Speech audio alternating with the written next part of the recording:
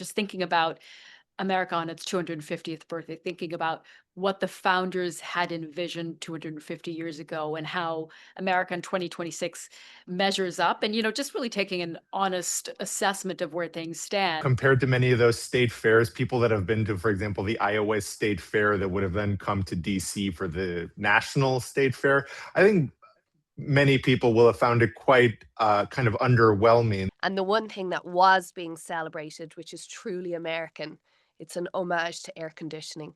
Because the biggest crowds by far are in the areas with the insane air conditioning. And It only America does that fabulously cold air conditioning on crazy hot heat wave days like today.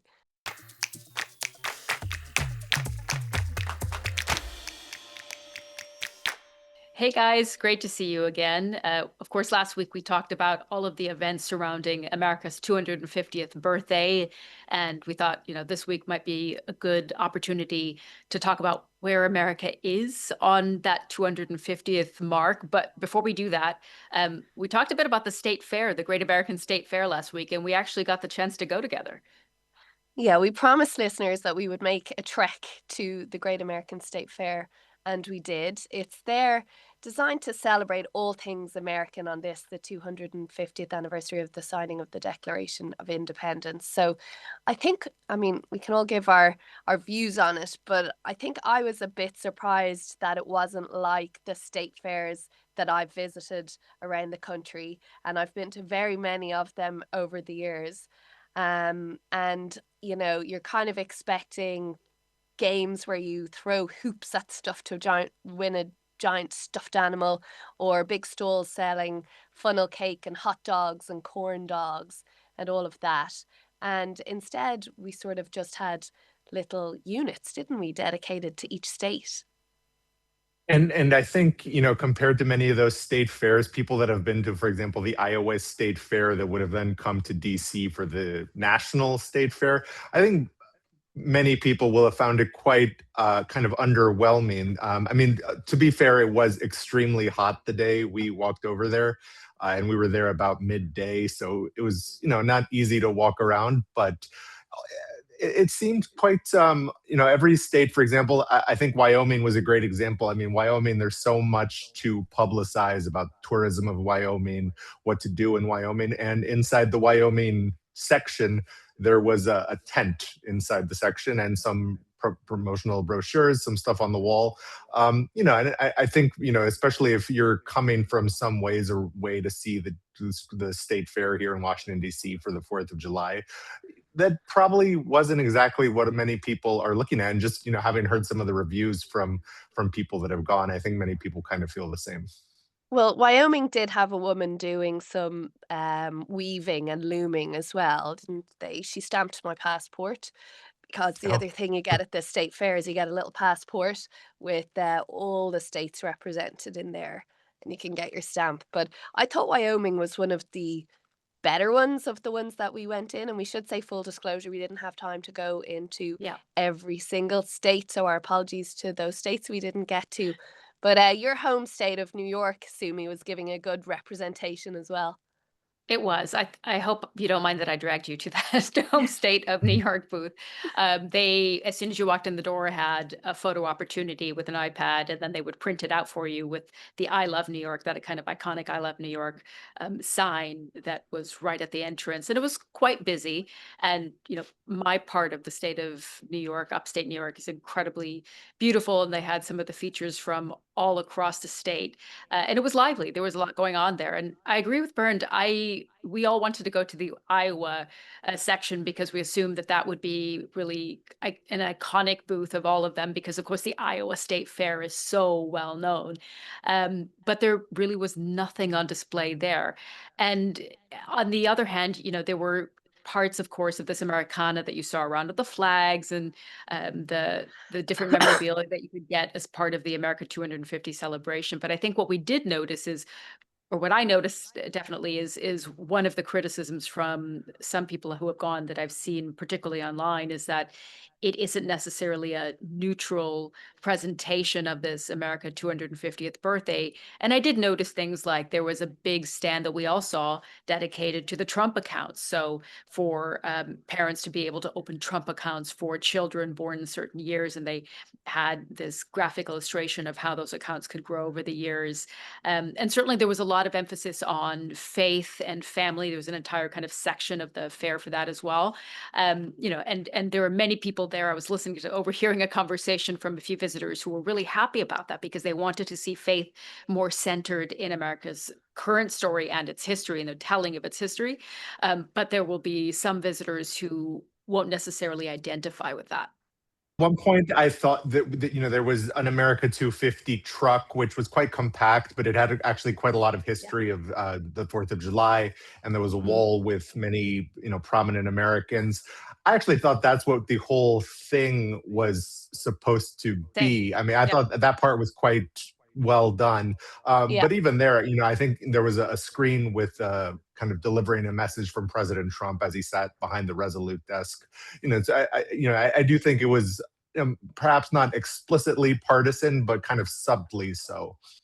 Well, I think you're going to have the president of the day, whoever they Yeah. are, on a big celebration like this, playing an outsized part. I mean, you can't expect anything less. They are the president of the nation celebrating the Mm. anniversary. So I didn't have, like you, I didn't have any issue at all with, President Trump's role there. But I think what people would have sort of noticed, not just that big display you're talking about, Sumi, with the Trump accounts, where you could get a free phone charger and learn Yeah. all about the Trump accounts or park your buggy or your stroller there, was actually the big long line of displays that were about the various government departments: Department of Homeland Security, Department of War, which was the busiest one at the time we were there, Small Business Association, all the various branches of government there.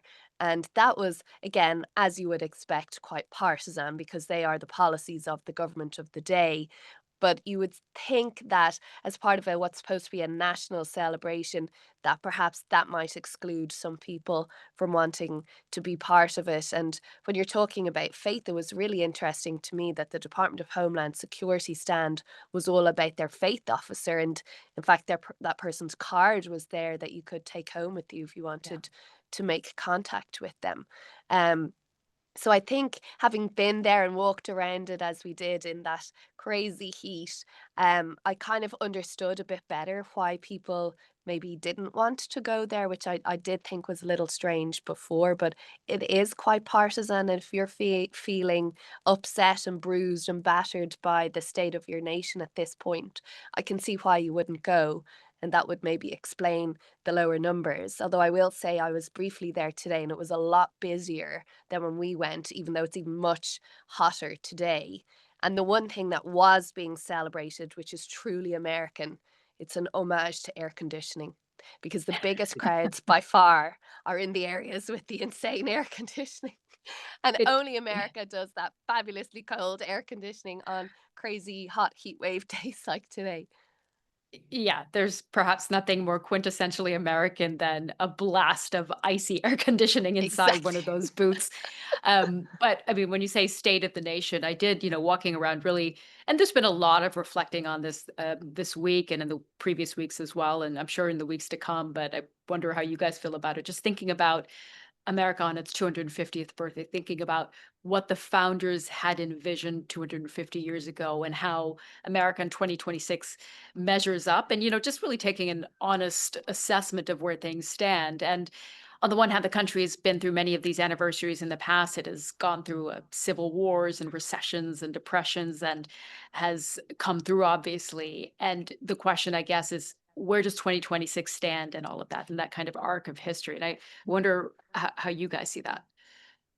It's interesting. Before we came into this podcast, I had a look because it's the 250 anniversary. There's been actually a lot of polling done about how Yeah. Americans are feeling about America, and I think the one takeaway is that Americans overwhelmingly are still very proud to be Americans and are generally happy that they were born here. But you look at the numbers, the perception of kind of American exceptionalism that the U.S. is better than other countries or does government or does kind of civic life better than other countries.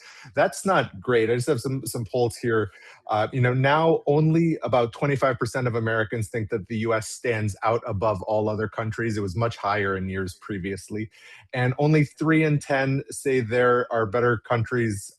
About 30% say that there are countries that are much better than the US. I think if one had taken those statistics just a few decades ago, it would have been very, very different. And, there's obviously, you look at the statistics, there's concerns about the state of American democracy. There's concerns about, the role of government. And I think, depending on who you ask, what they will say, why those concerns exist is very different. But, I think many Americans are acknowledging, perhaps in their own lives, that there are things about the US that they don't like. And I think that's become much more evident over the last 10 years, perhaps. And speaking of polling, Gallup has done some polling around Yeah. this concept of the American dream, which we always talk about and hear so much about. And it had one kind of quite depressing finding there, I thought, but it speaks volumes as to how people view America, is that less than half of those surveyed felt that the American dream was attainable for every person in this country. So a real acknowledgement of the inequalities in this country, which I think you can see that writ large. You only have to look around anywhere that anyone lives, and you can see the super wealthy and then the people who have absolutely nothing and are living in tents on the side of the road. And I was looking back at some other statistics from Pew Research. They've gone through a lot of the census figures, looking back to when the 200th America 200 was celebrated 50 years ago. And since then, there are fewer people in what's called middle class, but there are more people in the low income bracket and also more people in the high income bracket. So when you look at all of those things through that longer lens of the passage of time, the passage of decades, you can really see how American politics has got to the place it's at now, because people are less well off than they were 50 years ago. They are less well off than their parents were and their grandparents were. And it explains to me as well the rise of Donald Trump through the 3 cycles that he has sought election to the highest office in this land. And he's spoken to those people who feel left behind. Also, it's the changing demographics of the country.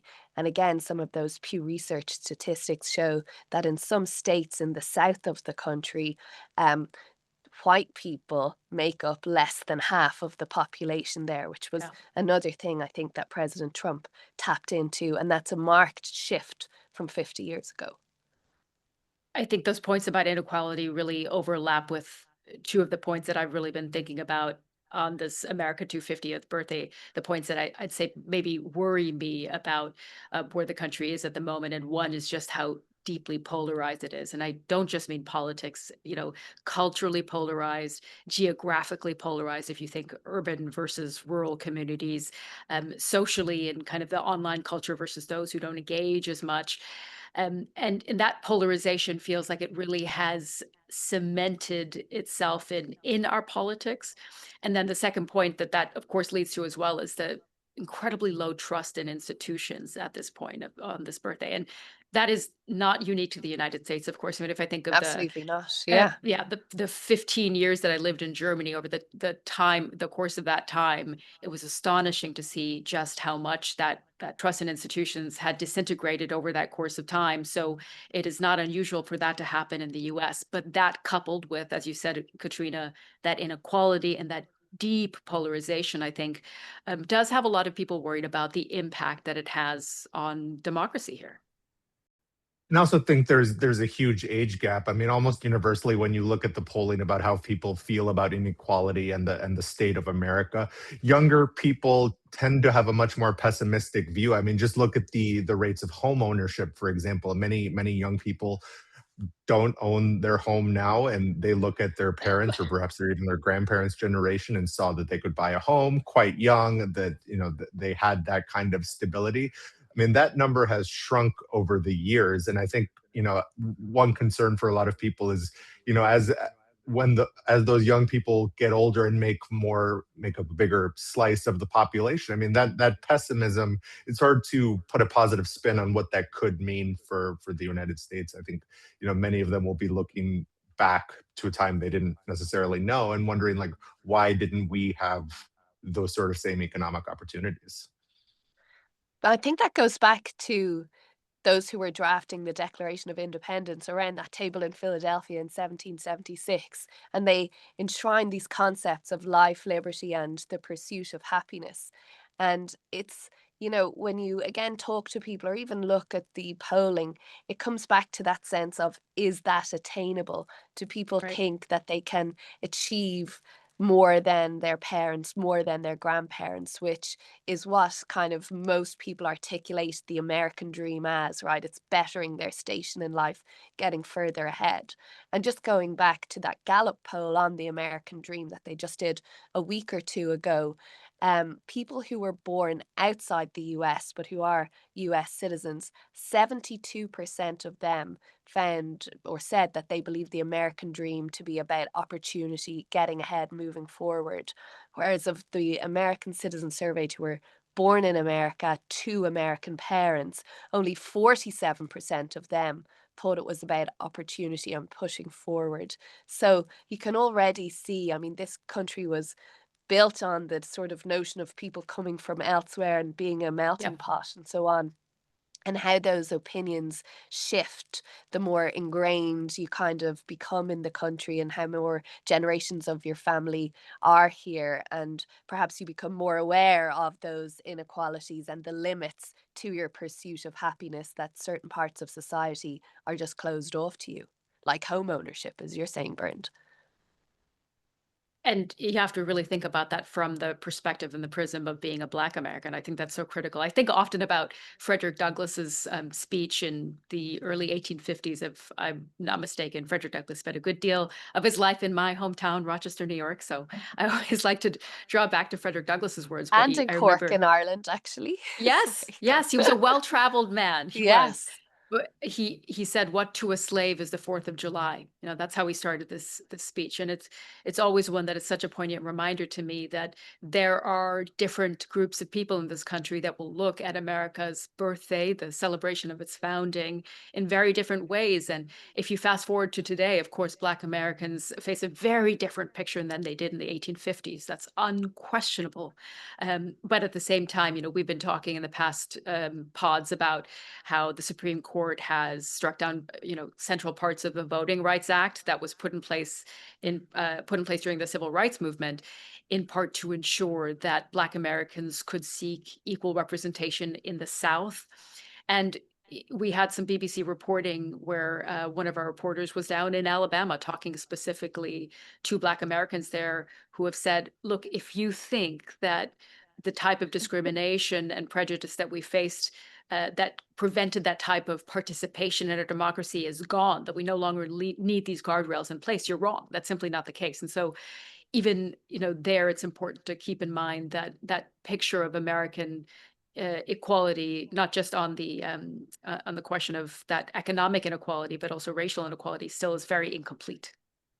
Well, that's a big part of the opposition to the Save America Act, isn't it? And this sense that you have Yep. to provide certain documents to register to vote and then to actually cast your ballot as well. And the argument being that some of those documents cost a lot of money to get, and therefore, by requiring them, you're essentially disenfranchising parts of the community. But when you're remembering the era of slavery, Sumi, it was really interesting to me that the Supreme Court chose this week to deliver their verdict on Yeah. the president's challenge to birthright citizenship, which of course was born from the place of giving full citizenship rights to those who had been enslaved. And so to choose to sort of protect that right on this week, just a couple of days from the big birthday party, to me was quite notable. Also, I mean, I thought it was notable also. I mean, it was just such a visible defeat of something that President Trump speaks about so often. And for that to happen right before his big July 4th bash, when he says there'll be an extremely long speech, one of maybe the longest of his career. The timing was just so notable because it really brought that conversation about America's history kind of back. I mean, how often really do you read the New York Times or any other U.S. news outlet and see kind of discussions of what the amendments actually mean and why they were created in the first place? I thought, I mean, the timing for America 250 was almost kind of perfect as a conversation starter, if anything. I wonder, was it intentional? Do you think the justices kind of were sitting around saying, we'll hold that one till the last day? They tend to hold those big decisions to the last day just to keep us all waiting on pins and needles to see what will Yeah. happen and send us all scrambling, those interns running down the Queuing sidewalk. up. Yeah, exactly. It just um, seems, I mean, they were dealing with this one for so yeah, long, yeah. and they obviously delivered the tariffs ruling, which is the other huge landmark one of sort of this year from the Supreme Court. It was just interesting to me that they held that one till now. But it's another room, isn't it, that you want to be a fly on the wall of, like Supreme Court Absolutely. justices all sitting around debating what the founding fathers thought and what those who've drafted various amendments for the Constitution thought. And I, certainly there I was a think this lot. is. You go Sorry, ahead, go ahead. Bernie. I think the Supreme Court, perhaps more than anything, some of its decisions really have a huge impact on how Americans feel about the state of the country today. I mean, just think, Yeah, Roe v. Wade, for example. How yeah. people feel about abortions and the state of play in the United States. You know, some people are happier now about that. Some people are much less happy now, and I think that really kind of colors one's perceptions of the state of America as we turn 250. Yeah, and of course, the many Republican analysts I've spoken to and members of Congress really in the last week or two about this birthday is, of course, there's frustration about the things that don't work in America, but particularly Republican analysts point out, look, this is a dynamic country, a dynamic economy, a vibrant kind of society, and one where many things are still possible, and that is something to be proud of. And they see this really as a moment of an opportunity for a patriotism that transcends politics. I think that will ring hollow, obviously, with those who don't share that vision of where America is right now. But it has to be said that despite some of that erosion on the global stage as well, of America standing in the statistics you were bringing in, Bernie, a little bit earlier on that polling, despite that, America still is an incredible heavyweight on the global stage, right? And everyone is watching what happens in Washington and across the country. And that is just a reminder that America at 250, with all the flaws and woes and issues, is still an incredibly powerful place, and one that I find always fascinating to explore in just the different ways that this experiment of this country has worked. Mm.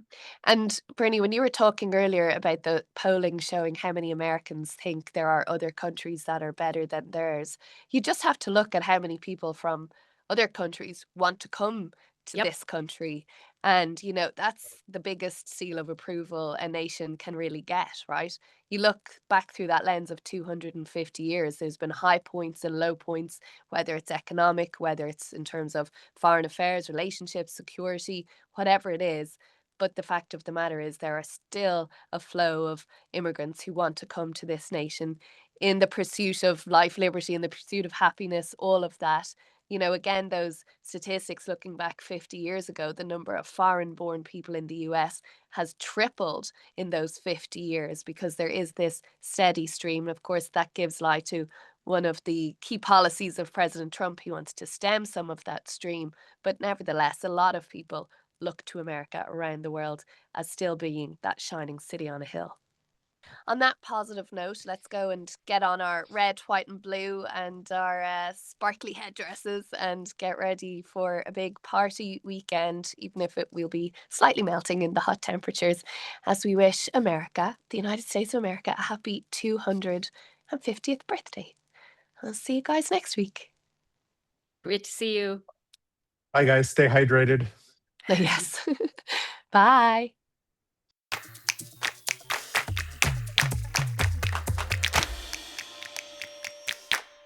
If you enjoyed this episode of The President's Path, then like and subscribe to our YouTube channel. We would love to hear from you, so please leave us a comment below or email us on path@bbc.co.uk.